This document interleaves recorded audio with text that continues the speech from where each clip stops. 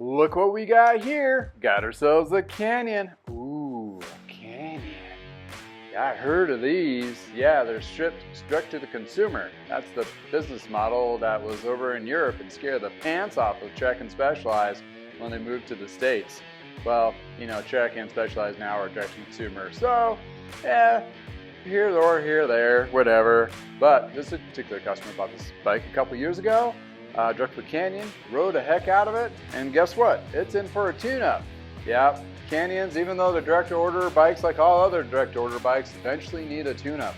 And yeah, we're going to do some chain and tire and some other safety concerns, dress adjustments, and a drivetrain clean on this guy. But without further ado, let's dive into, well, what is Canyon, and is Canyon good for me or for you, or what kind of riding you're doing?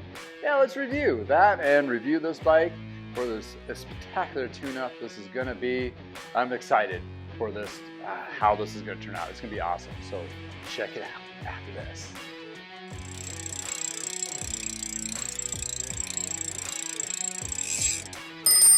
Welcome to I Know a Guy Bicycles, hanging out with a guy. Hi, I'm Justin the Guy. Obviously I have a garage shop. Take scary out of used, one bike at a time. If you want to be kept up to date on latest projects and topics, please like and subscribe. Welcome to I Know a Guy Bicycles, hanging out with a guy. Hi, I'm Justin the Guy. Obviously I have a garage shop. Take scary out of used, one bike at a time. If you want to be kept up to date on latest projects and topics, please like and subscribe.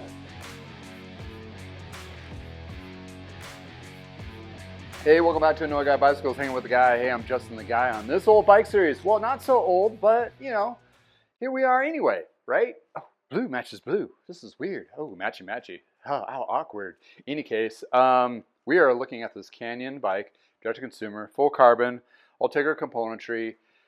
These are one of those fun little carbon bikes, the ultimate CFSL. Well, I have information below about that particular model. It's more of your like race road bike.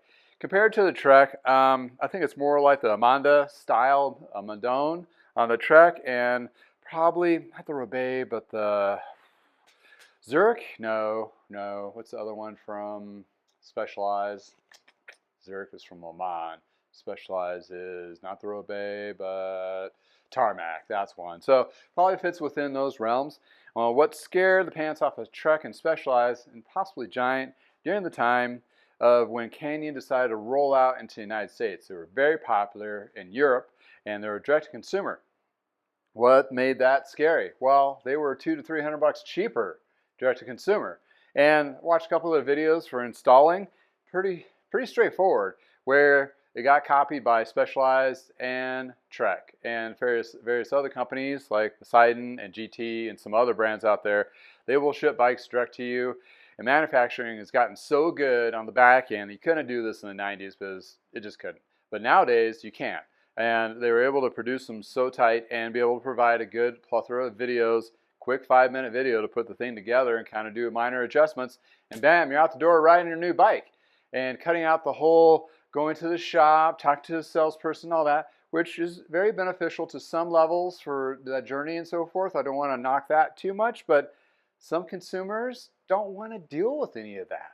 And well, quite honestly, we got all preconditioned by that from COVID, like Amazon, Walmart to home or pickup or whatever.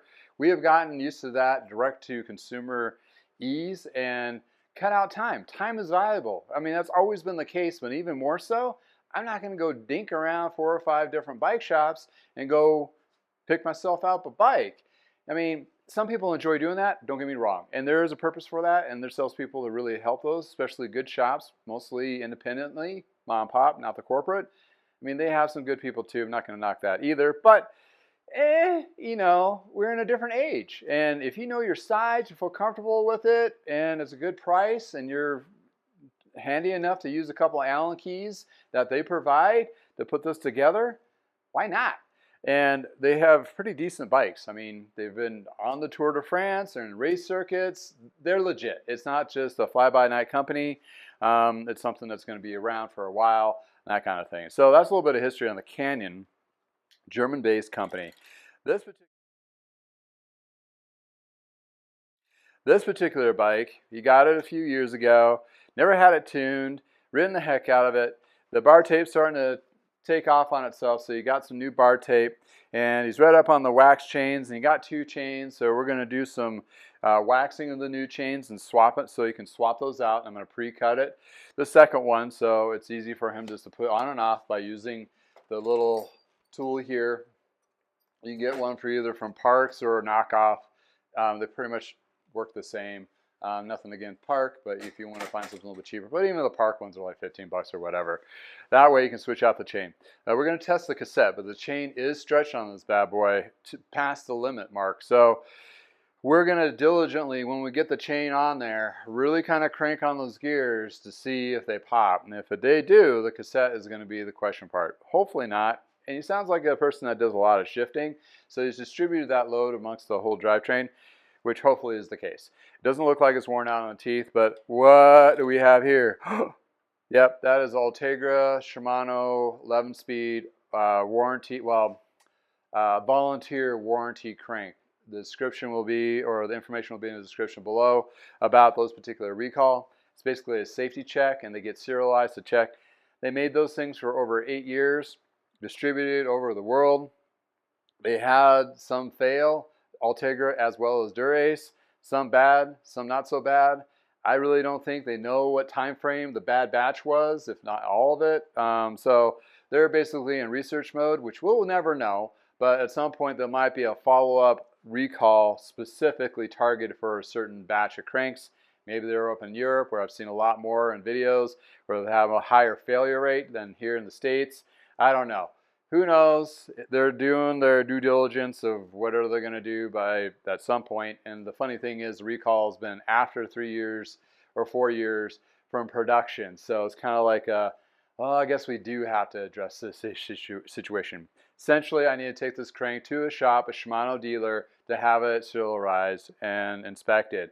I can do the inspection myself, sure, but I want it to be recorded at Shimano or through Shimano's portals to make sure it's been checked and double checked. If you have this on your bike and you're selling it, get it checked, get a receipt. Most likely it's not going to fail, but on the only silver lining on this is if it does fail within ever, they will basically replace it, because most componentry warranties at best it's 2 years, usually 1.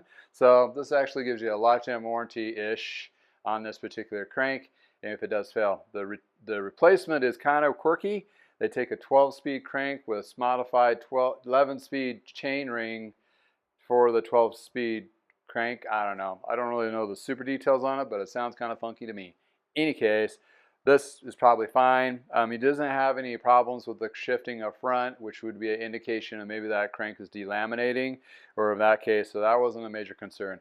The concern, he had some ticking up front.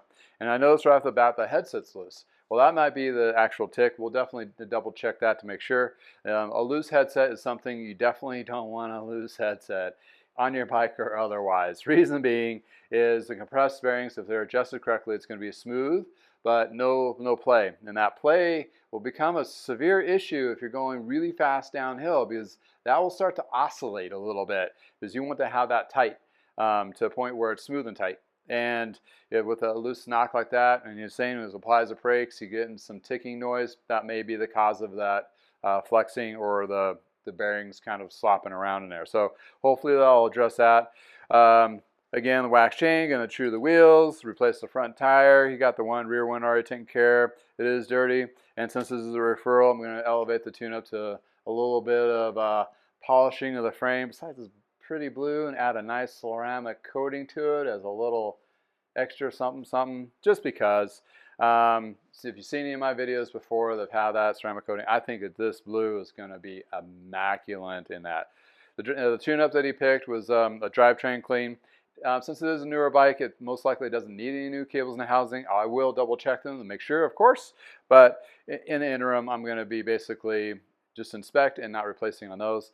On newer bikes, you really don't. But if it's an older bike and you switch those cables in the housing, it may make the bike a night and day difference in shifting and braking. So pretty low expensive to lift parts-wise if you're going to do it yourself. A little expensive for mechanics to pay the labor to do that, but you can adjust that on your particular own bike.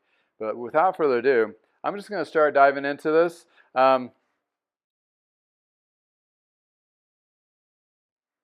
Essentially, I know you're going to have to do the crankset on that. By doing that, I'm going to have to pop the pedals that he has on this, so the Garmin's, which are kind of cool. I think those have like the internal power meter kind of thing. Got to figure out what size. And it's an Allen design. So I'm going to get this out here. Basically, oh wait, what am I looking at? Backup covers. Okay, going to have to take a second on that. Oh wait, they're slotted. Okay, long day. Getting a little heated here in summertime, so please, if you see drips of sweat, don't be offended. I'll try not to drip on your bike, which I won't. Yeah, sweat is another thing, very contaminant, corrosive with ammonia base, which will tear up your bike. So you want to rinse off your bike if you get really sweaty on it. Usually the case on those is usually when you're doing trainer bike. You'll drip all over if you don't put a towel on the bike to protect it. Needless to say, that can get pretty gross quick. There we go. And take pedals off. You pedal forward with a wrench on there, they come off. If you pedal backwards, they tighten. And keep in mind, there's a right and left thread on those. But by the forward motion and the backward motion is equal on both sides. So therefore, you don't have to remember right, left, left, right.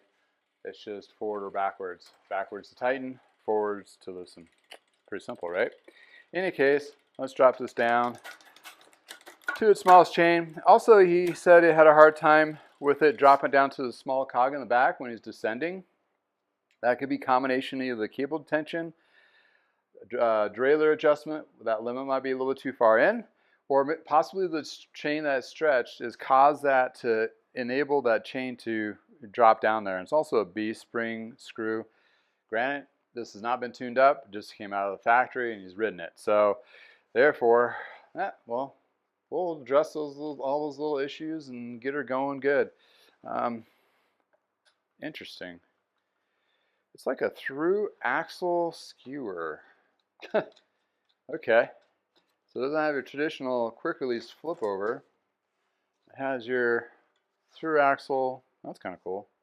Something different. Well, we'll be taking that off and cleaning it anyway. And since he's doing wax on new 2 chains, it's usually really good to have a drivetrain clean. That gives your drivetrain the best chances right out of the gate to be ready to go for the wax chain.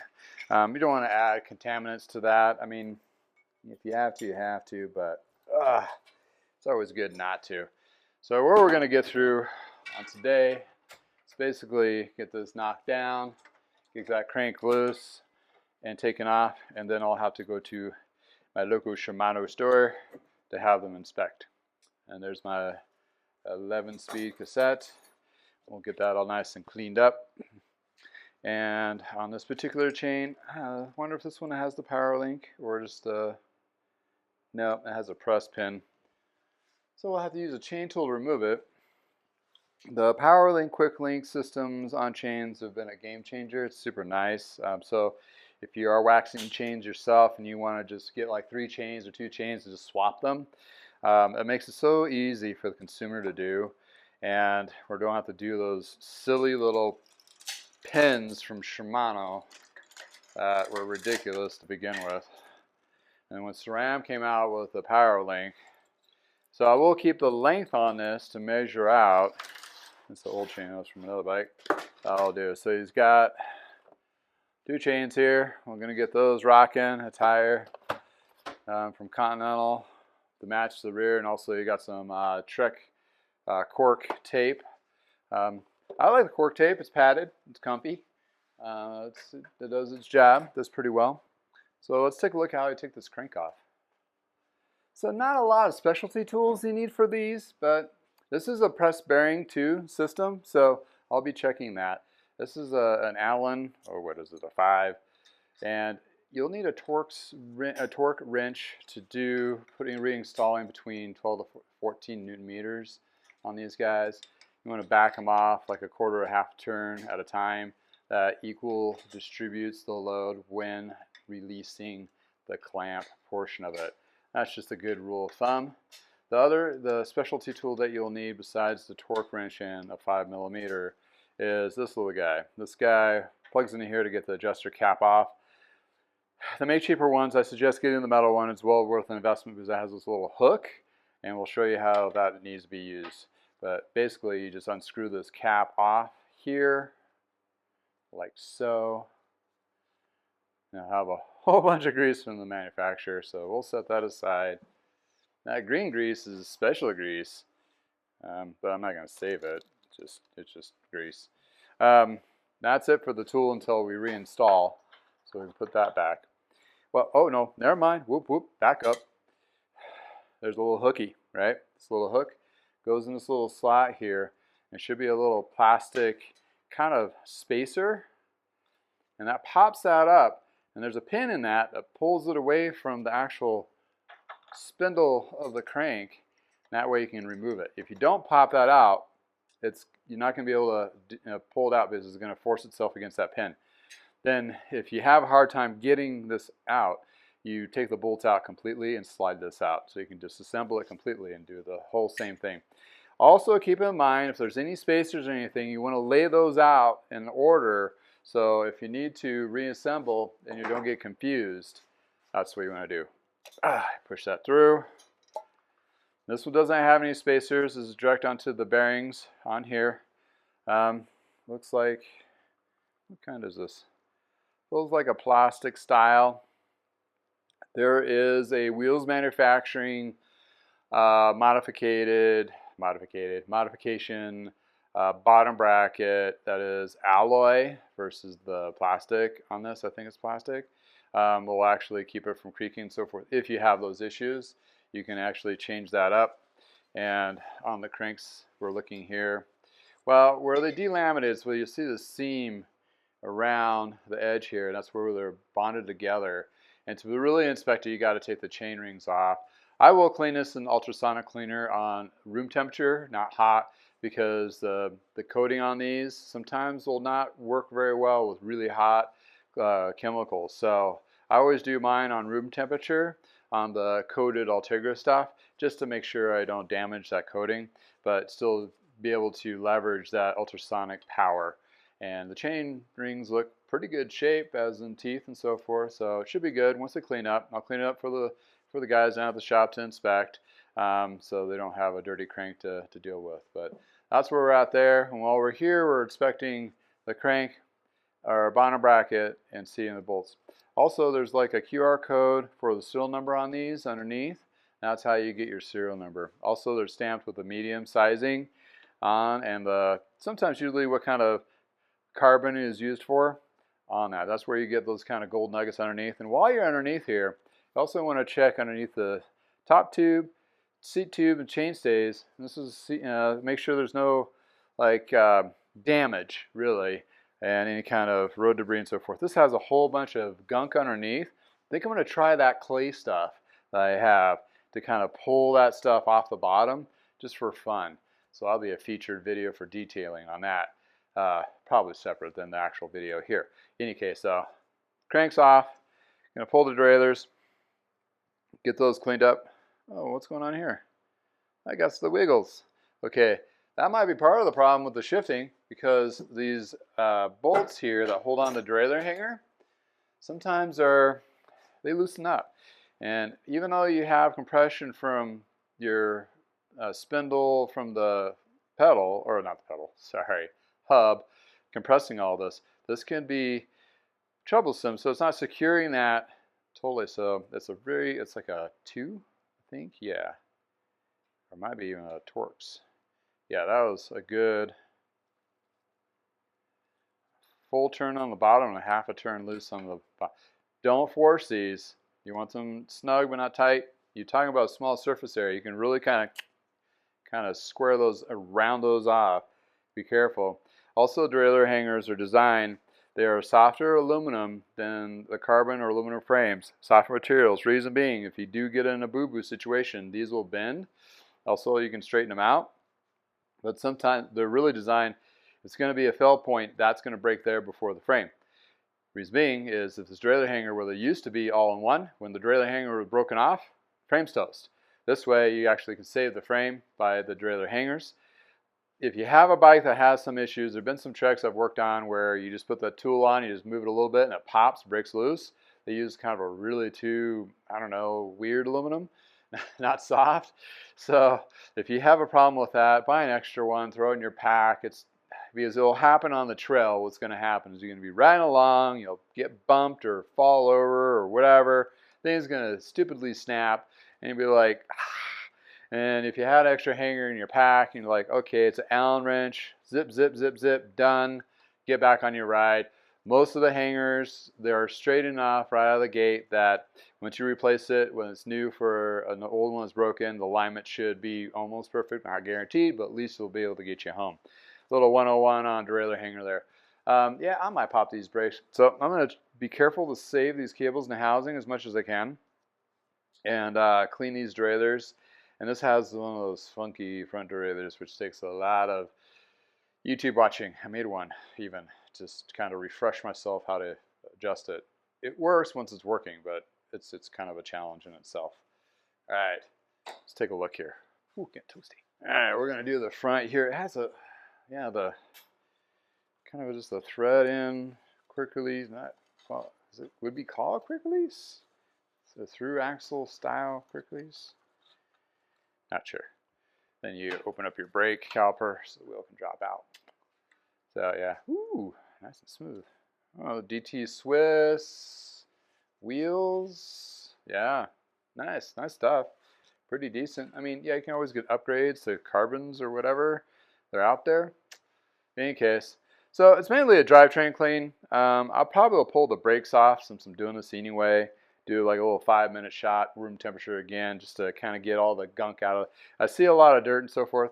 I could do the waterless wash if I wanted to, but I'm already doing the drivetrain clean.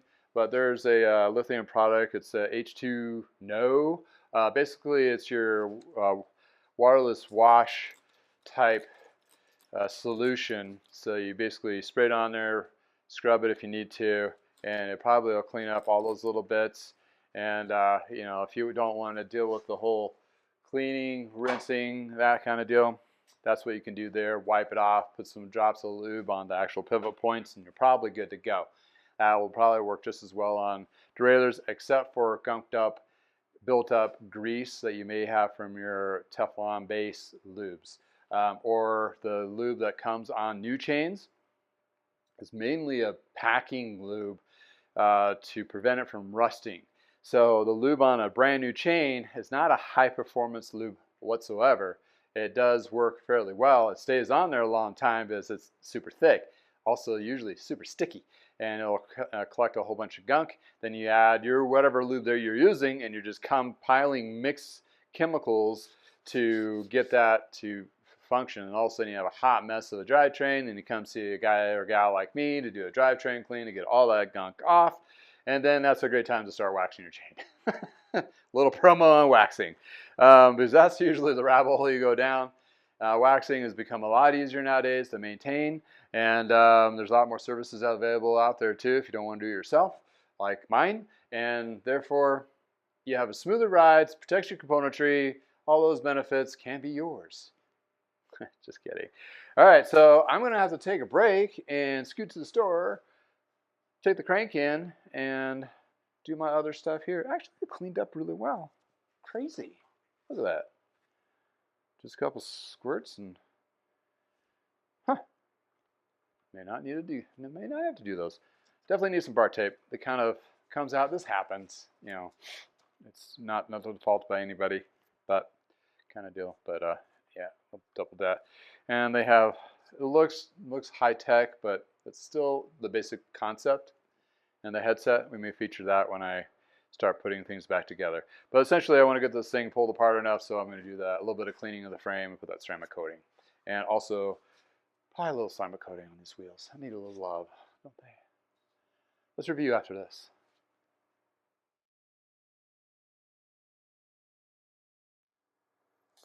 Well, we got ourselves a super clean cassette. Ooh, and a little bit of ceramic coating on it, just for fun, just to see how it holds up. Yeah, I used ceramic slam from Lithium with Hyper Clean to clean and also do the rims, hubs, chew the wheels. They're a little out of true, nothing too bad though, just a couple tweaks. Cleaned up that rear derailleur, got a jockey pulleys all cleaned up, ready for that. Yes, you guessed it. We have chains waxed and currently drying. So they're starting to, this one I just got out of the bath.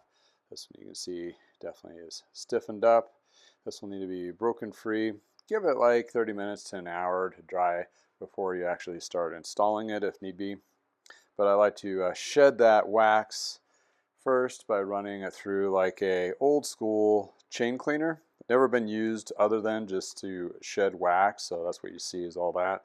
That helps it break it down to a point where it's pliable and works on the bike itself. Very effective. And once it is installed, I do it again while on the drivetrain by using this inexpensive chain cleaner. And that really helps break it free. It cuts down that break-in time, which they usually say between 5 to 10 miles of a ride, and then it'll become super smooth. As always, you want to be diligent on your shifting until not aggressive, until after that smoothness kicks in. But whoa, let's check out this frame. Still need to do the bar tape. That's always the last thing, but man, look how clean this cleaned up. Got the front derailleur back on there, all clean. Brakes, all with a ceramic coating to give a little added protection. He does have some boo-boo scarring underneath here, where that ceramic coating is going to help prevent any kind of contamination getting into that carbon or underneath the paint. Also put a ceramic coating on the matte bar here, so you're not going to see too much of a shine, but you're going to definitely have that UV protection as well as water beading properties. So you see here, you get this haze. So you get a close-up on here. You get a haze on this after it's been applied. And I did a 2-stack, which means I applied it, let it sit for 10-15 minutes till it flashed, and did it again. And what that does is stacks that ceramic coating. And I do a double coverage each time to make sure I get every one of those little bits covered at least once or twice. So that's a good practice on that. So let's just do a knockdown. Knockdown is basically you take your clean fiber cloth and you run it across the flash ceramic coating. This is the same process with pretty much all ceramic coatings. You'll feel a tug at first, then it kind of breaks down, and then it becomes super smooth. Look at that, super shiny. Man, cannot say anymore how cool this stuff is. Then I'll clean up the brake pads, make sure they're scuffed so they have best braking surface possible. Ceramic coatings are good for a lot of different materials. Paint, of course, clear coats, matte finishes, titanium, even on aluminum. All it's going to do is protect and seal up all those micro pores and give it a water barrier. So if this bike gets caught in the rain or some gunky conditions, backwash where it had before, he'll just take a little bit of a light rinse spa, like a mist sprayer, and it'll knock down all that stuff. But in any case, that's what I've came across with ceramic coatings. I do have a video in my library where I did a little test of what mud and dried mud and water does and beating up on an actual frame. And it's also in the backyard being exposed to all the elements this summer. So I'll do a follow-up video this fall on how that ceramic coating held up to all that. So there we go. Oh wait, crankset's missing. That's right. Yeah, I took the crankset to a local Shimano dealer. I'm not, because they won't use me as a dealer because I'm a garage shop guy. But in any case, I'm still insured and all the other business license, yada yada yada. No soapbox story. But anyway, that crankset is going to be inspected. Serial number will be captured, and then once I go pick it up, I'll reassemble. So we'll go to that point. Right now, I'm just waiting. I'll do what I can, basically assemble the wheels, the derailleur, get the chain on there, and then maybe rewrap the bars. Everything I can while I'm waiting for that crank to be inspected. And after that, we'll throw the crank on and we'll review after that.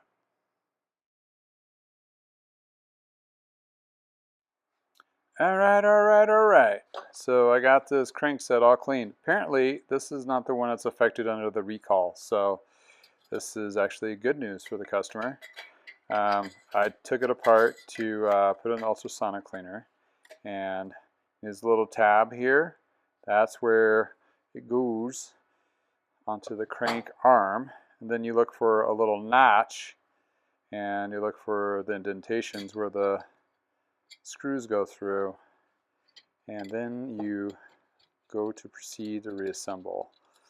So it was cleaned, and we have a wax chain on the bike, which I've been waxing all day, all night.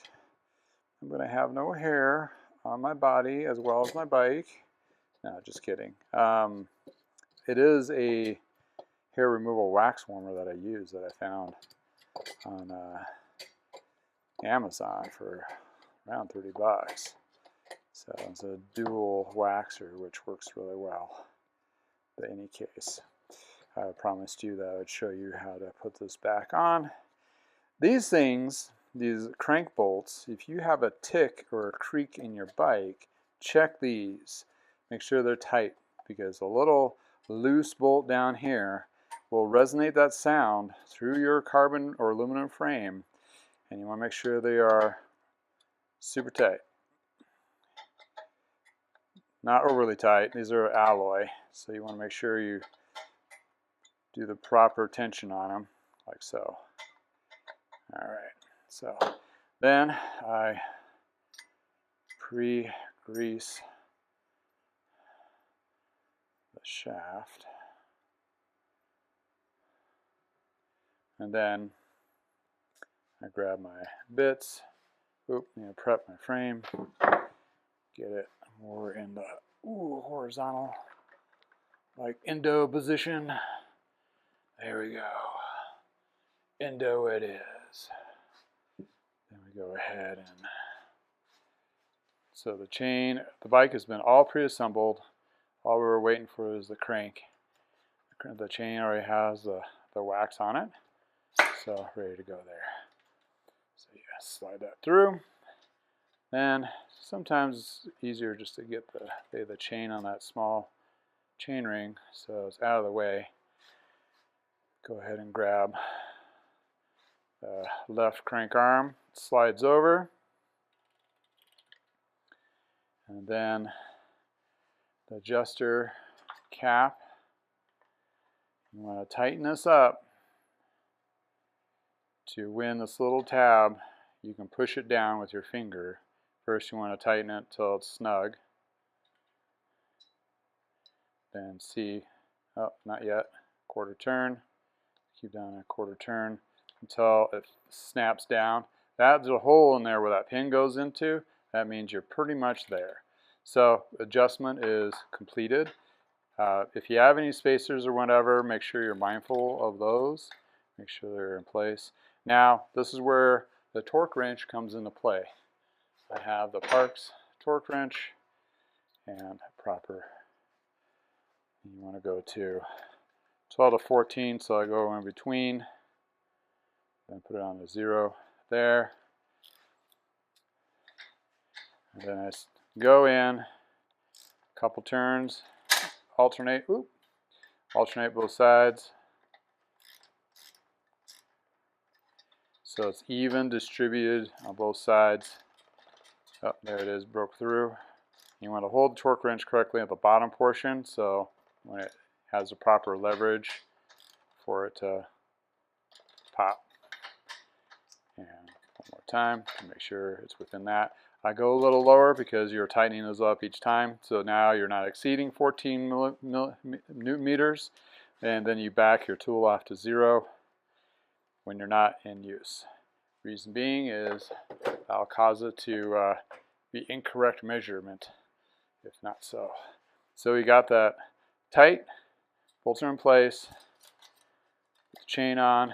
Now I'm ready to finish my repair, which is basically running through the gears.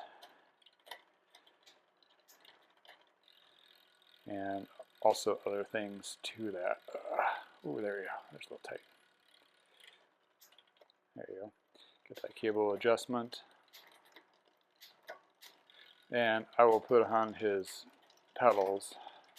He had some nice Garmin pedals on there. Run through it and take it for a test ride. Wow. And that chain is, the wax is starting to break free, kind of cleaning up a little bit. And about 5 miles or 10, it's going to be super smooth. But listen to that. There's hardly any sound with the wax chain.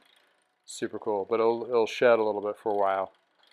Well, that's the crank. Let's review the test ride. All right, let's do our test ride. Oh, this was so much fun. Canyon. Oh boy, here we go. Nice. Look at that beauty. Too bad the sun's not completely out, but we'll definitely have a good idea how this is gonna feel anyway. So, got drivetrain cleaned. Ooh. Get his tires for him. Don't worry, I'll clean those when we get back. I'm gonna start going through all the gears. And again, it's been just wax, so you want to let that wax kind of break in before you start jamming those gears. It takes about 5 miles, 10 miles the first ride to get that smoothness. Man, this thing rides smooth. You see why people really like these canyons. It's actually pretty comfy. I feel like it absorbs a lot of the road vibration. And I'm very, very familiar with my own road vibration from my house with this chip seal. You can see.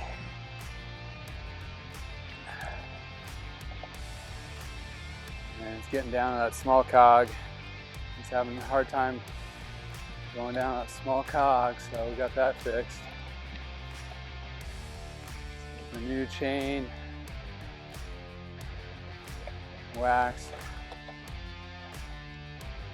Alright, braking's still really good. Alright, so this is where I have to test where it's a new chain on a pre-existing cassette.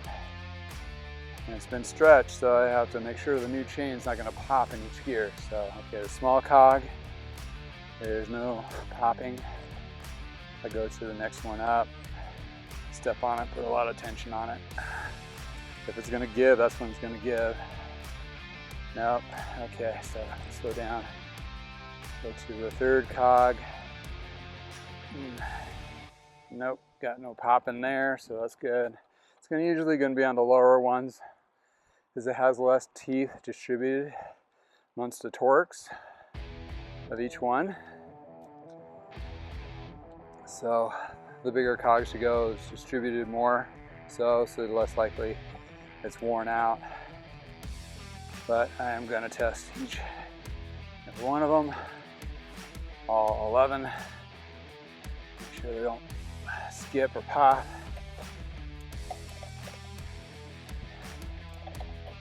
There we go. Climbing one. Now I'm cross-chained and it's still shifting quite beautifully. Starting my way down, put some tension on it. Another gear down. Then do the same thing and check it with a smaller ring. Make sure the chain rings are not causing issues. And watch out for cars, especially the parked ones. Because I've hit a parked car before. That rub, well, that's from cross-chaining from small to small. It likes to rub up against that big chain ring. So, lift that back up. Man, this bike is smooth. Holy cow. I would say, without a doubt, this is definitely just as good, if not better. I would say better than the truck counterpart and the specialized counterpart.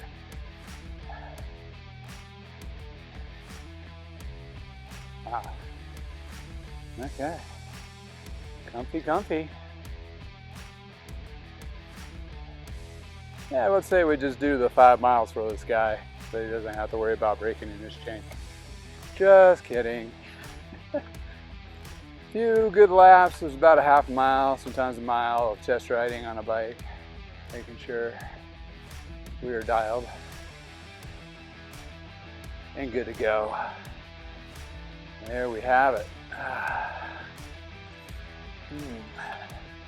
Canyon Ultimate FC caliper brake bike.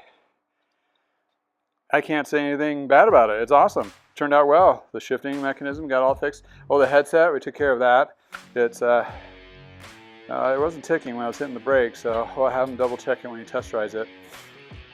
And seems to be doing really good. That is one immaculate bike. As you can tell, I'm quite winded by sprinting on it. Oh, that's beautiful. In any case, check out these beautiful pictures. Well, unfortunately, they won't be in the sun, but in any case, they'll still be pretty. And thanks for hanging out with me in the garage. Until next time, if it's nice in your neighborhood, please go for a ride like mine. Get some miles in. It's nice out. Information and so forth in the description below. If you have one of these or similar or buddy or whatever, riding on a canyon or had experiences with it, good or bad or otherwise, please comment below. It is a community. And please share. And again, thank you. Have a wonderful day. Check out these awesome pictures.